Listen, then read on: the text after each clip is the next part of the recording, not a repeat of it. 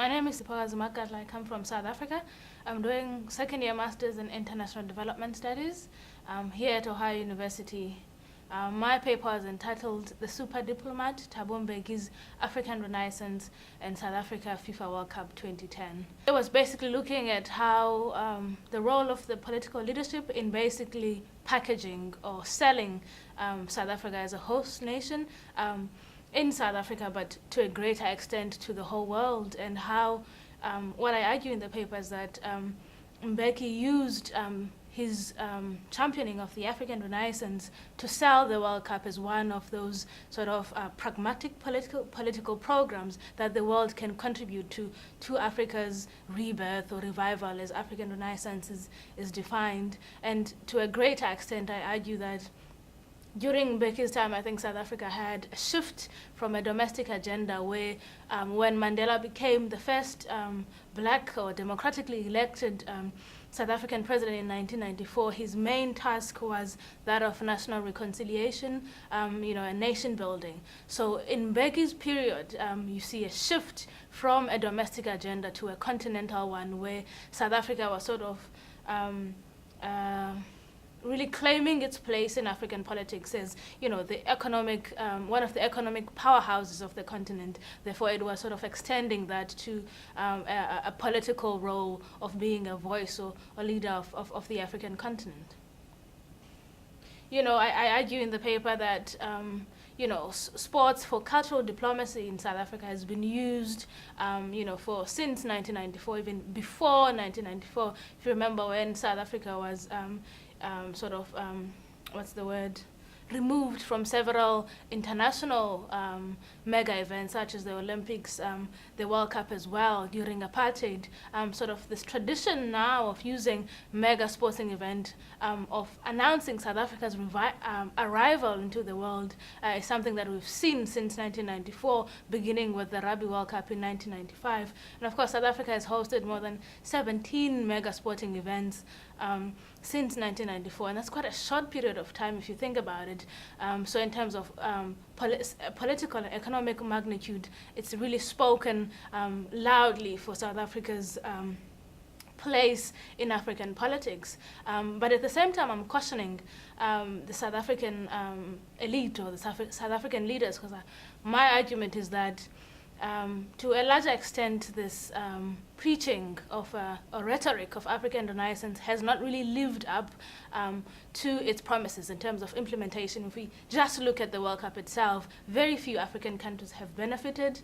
And so I'm saying South Africa cannot claim to speak for the continent while practically it's not doing that. There's been complaints in several African countries because you have sort of these huge South African businesses that have ventured into the African market, and rightly so.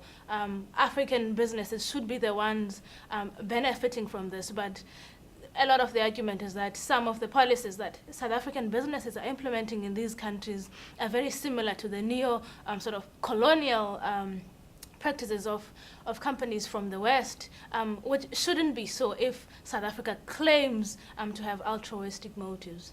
So I'm saying there has to be sort of a balance between saying something else and practicing the other. So this administration of the current president, Jacob Zuma, should sort of try to strike that balance of not promising too much and delivering too little, because African countries will soon tire of that. And that, most importantly, South Africa should not stop being very active in African politics because of its economy, because of its, of what African countries contributed to South Africa's democracy. South Africa does not have a choice of moving back in intervening in the African state. It doesn't have that option. However, it should be more cautious, but not less ambitious.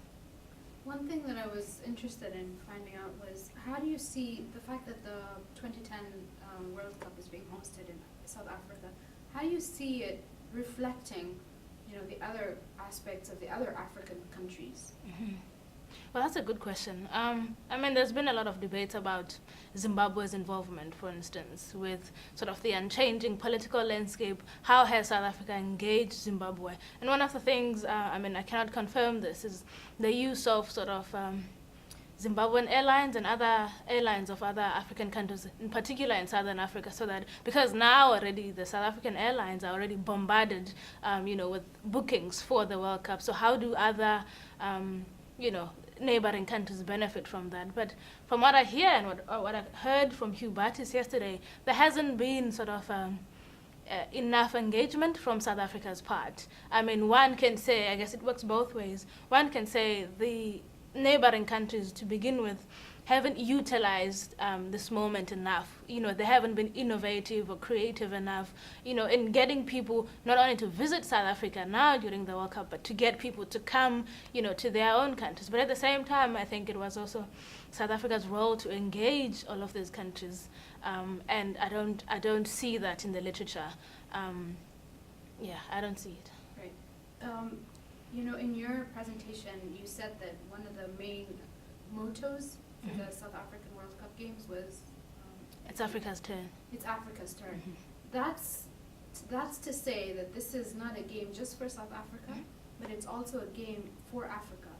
So the fact that this is being hosted in South Africa, do you think the world's vision of Africa is going to be impacted by the fact that it's being hosted in South Africa? Is there going to be any impact in terms of how they see Africa because of it's being hosted in South Africa? That's a good point. I mean, I hope so. I think all of us hope so. That's the idea. That is the but idea. Do you think that the true reflection of what Africa of the whole is like? larger continent? Yes and no. I think one of the reasons why Ashwin Desai and Vergat in their article, the article is entitled "Is Africa's Turn or Is It a Turn on Africa?" Is that you have always, I think Bosa mentioned this in her article, where South Africa is always seen as this European enclave. And to a scary extent, I have friends, I have heard even in South African media where people say, "Oh, I'm going to Africa."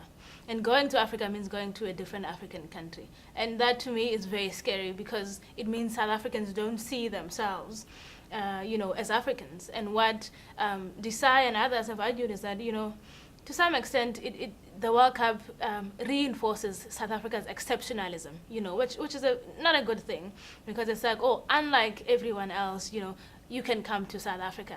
And I think the failure, I guess, to engage everyone else sort of reinforces that stereotype that South Africa is the beacon, is the only light.